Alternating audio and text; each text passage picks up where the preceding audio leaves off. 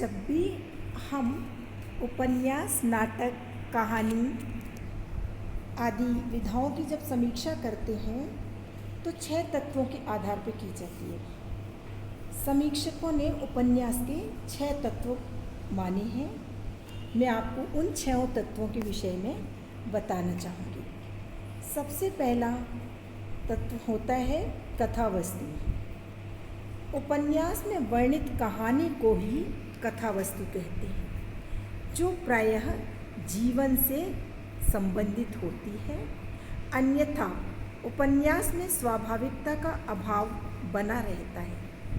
नवीनता, उत्सुकता, रोचकता, प्रवाह एवं स्वाभाविकता कथा वस्तु के आवश्यक गुण माने गए हैं। उपन्यासकार अपने उपन्यास के कथानक का चयन इतिहास, पुराण, जीवनी, समाज तथा समसामयिक घटना आदि से करता है। उपन्यास के कथानक में प्रमुख कथानक के साथ साथ कुछ प्रासंगिक कथाएं भी चलती हैं, किंतु ये सभी कथाएं प्रमुख कथा के साथ सुसंबद्ध होनी चाहिए। दूसरा तत्व हमारे समक्ष पात्र एवं चरित्र चित्रण का है।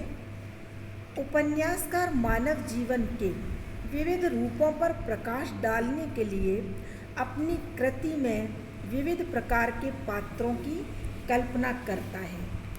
इस प्रकार चरित्र चित्रण उपन्यास का महत्वपूर्ण तत्व है। इसके अभाव में उपन्यास की प्राण प्रतिष्ठा होना असंभव है। उपन्यास की विशेषता यह है कि लेखक अपने पात्रों के विषय में बात कर सकता है। उसी प्रकार उनकी वार्ता के समय हमारे सुनने का भी आयोजन कर सकता है।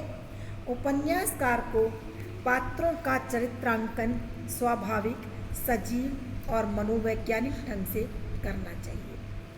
और अब प्रश्न ये उठता है कि तात्विक समीक्षा में कथोपकथन अथवा संवाद का क्या महत्व है। तो यह तत्व भी उपन्यास का एक आवश्यक गुण है। नाटक का तो संपूर्ण प्रसाद ही संवादों की नींव पर खड़ा होता है, परंतु उपन्यास में सजीवता और स्वाभाविकता को जन्म देने के लिए संवादों का विशेष महत्व है। इसके अतिरिक्त उपन्यासों में संवादों के प्रयोग से कथानक विकास को प्राप्त होता है।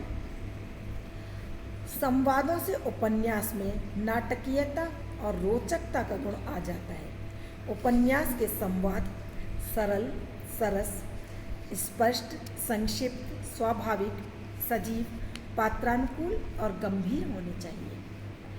अब है आपके समक्ष देशकाल एवं वातावरण। उपन्यास में जीवन की वास्तविकता का संचार करने के लिए देशकाल या वातावरण की आवश्यकता पड़ती है। उपन्यासकार के लिए ये आवश्यक है कि वह जिस देश और काल को लेकर अपने उपन्यास की रचना करे उसका यथार्थ चित्रण करे। इससे उपन्यास में सजीवता एवं स्वाभाविकता आती है। इस तत्व का विशेष महत्व ऐतिहासिक उपन्यास में होता है, परंतु सामाजिक उपन्यासों में भी इसका महत्व कम नहीं है। इसके अभाव में उपन्यास कथा नीरस, अस्वाभाविक, शिथिल और लक्ष्यहीन हो जाती है। देश काल का अभिप्राय उस स्थान, समय और परिस्थितियों से है जिसका आधार लेकर उपन्यास लिखा गया है। भाषा एवं शैली भी इसका एक महत्वपूर्ण तत्व है।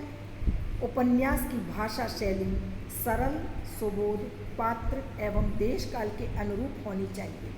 शैली भी ऐसी हो जो सरलता से समझ में आए तथा सर्वथा स्वाभाविक प्रतीत हो। अब प्रश्न ये उठता है कि उद्देश्य की क्या आवश्यकता है। कहते हैं कि प्रयोजनम अनुद्देश्य मंदो अपि न प्रवर्तते, अर्थात प्रयोजन रहित कार्य में मंद बुद्धि भी प्रवृत्त नहीं होता है। तब फिर विवेकशील कलाकार का तो कहना ही क्या। इसलिए उपन्यासकार अपनी कृति में किसी न किसी उद्देश्य को अवश्य प्रस्तुत करता है। उद्देश्य एक बीज है और उपन्यास उसका विकसित फल है। उपन्यासकार को अपनी कृति में उद्देश्य को बड़े कलात्मक ढंग से प्रस्तुत करना चाहिए, क्योंकि यदि साधारण ढंग से प्रयुक्त किया तो कृति में नीरसता और अस्वाभाविकता आ जाएगी। इसलिए निष्कर्ष रूप में हम कह सकते हैं कि उपन्यास हिंदी गद्य की महत्वपूर्ण विधा है। इसमें कथा वस्तु, चरित्र चित्रण, संवाद, वातावरण, भाषा शैली तथा उद्देश्य जैसे तत्वों का समावेश होना अति आवश्यक होता है। धन्यवाद।